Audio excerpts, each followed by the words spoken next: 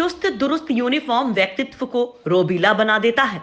और अगर महिला जवान हो तो क्या कहने, यूनिफॉर्म खुद में एक एहसास है, पर्सनालिटी में चार चांद लगा देती है। यूं तो दुनिया भर की पुलिस के अलग अलग ड्रेसेस हैं, लेकिन हम आपको 10 देशों की ऐसे ही यूनिफॉर्म के अलावा उस देश के पुलिस सिस्टम से आज रूबरू करवा रहे हैं। तो बने रहिए वीडियो पर। इजराइल ये दुनिया के कुछ एक ऐसे देशों में से है जहां महिलाओं के लिए सैन्य सेवा अनिवार्य है। 1948 में स्थापना के बाद और उससे पहले भी महिलाएं सेना का हिस्सा रही हैं। 1948 में इनकी संख्या सेना में 20% थी। 2011 में महिला सैनिकों की संख्या 33% और महिला अधिकारियों की तादाद 51% थी। ये महिलाएं ग्राउंड, एयरफोर्स और नेवी के साथ साथ सिविल पुलिस के रूप में विभिन्न भूमिकाएं निभा रही हैं।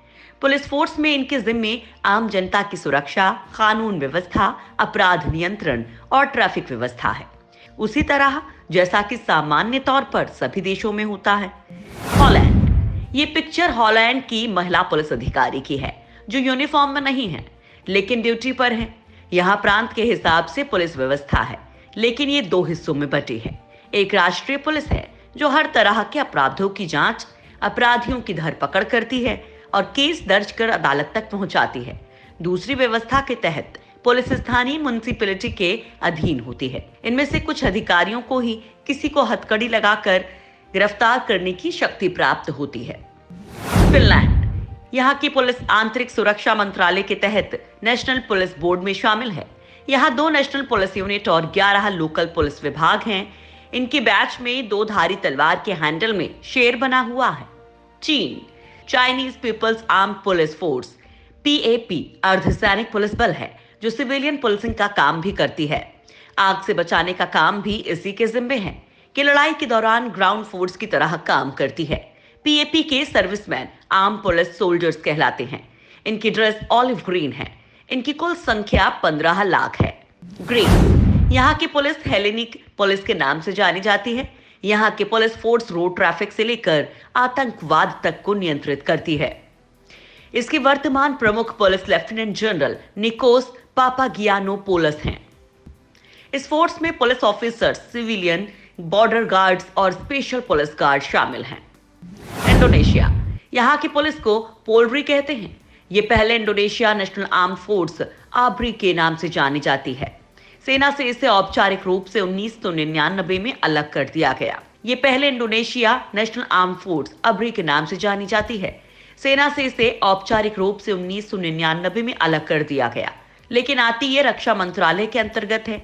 2011 में इस फोर्स की संख्या 3,87,470 थी, लेकिन इसके बाद हर साल इसमें बढ़ोतरी होती गई। इसमें 12,000 वाटर पुलिस जवान हैं और 40,000 पीपल सिक्योरिटी कामरा ट्रेनी भी हैं। उत्तर कोरिया यहाँ की आंतरिक सुरक्षा का जिम्मा पीपल सिक्योरिटी मंत्रालय और स्टेट सिक्योरिटी डिपार्टमेंट के पास है। ये सरकार के ही अंग है। यहाँ के नागरिकों की नियमित रूप से फिजिकल और इलेक्ट्रॉनिक सर्विलांस से निगरानी होती है। जापान यहाँ के national police agency national public safety commission के अंतर्गत आती है। अमेरिका की संघीय जांच एजेंसी की तरह NPA के पास अपनी कोई ऑपरेशनल यूनिट नहीं है। सामान्यतः इसका काम नीतियों पर अमल करना होता है। राष्ट्रीय आपातकाल के समय ये प्रांतीय पुलिस फोर्स की कमांड पर काम करती है। नेशनल पुलिस एजेंसी का कमिश्नर जनरल जापान के पुलिस का सर्वोच्च अधिकारी होता है।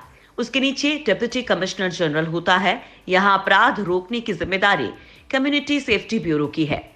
रोमानिया की पुलिस फोर्स को रोमानियन पुलिस कहा जाता है और यही कानून को लागू करवाने वाली मुख्य एजेंसी है। ये प्रशासन और आंतरिक मंत्रालय के अधीन काम करती है। इसका मुखिया सचिव स्तर का अधिकारी यानी जनरल इंस्पेक्टर होता है। केंद्रीय यूनिट के 4 विंग हैं, जबकि रोमानियाई पुलिस को 41 काउंटी इंस्पेक्टोरेट में बांटा गया है। यूक्रेन देश में सुधारात्मक कदम के तहत यहाँ की नेशनल पुलिस सर्विस का गठन 3 जुलाई 2015 को राष्ट्रपति पेट्रो पोरोशेन्को ने किया था।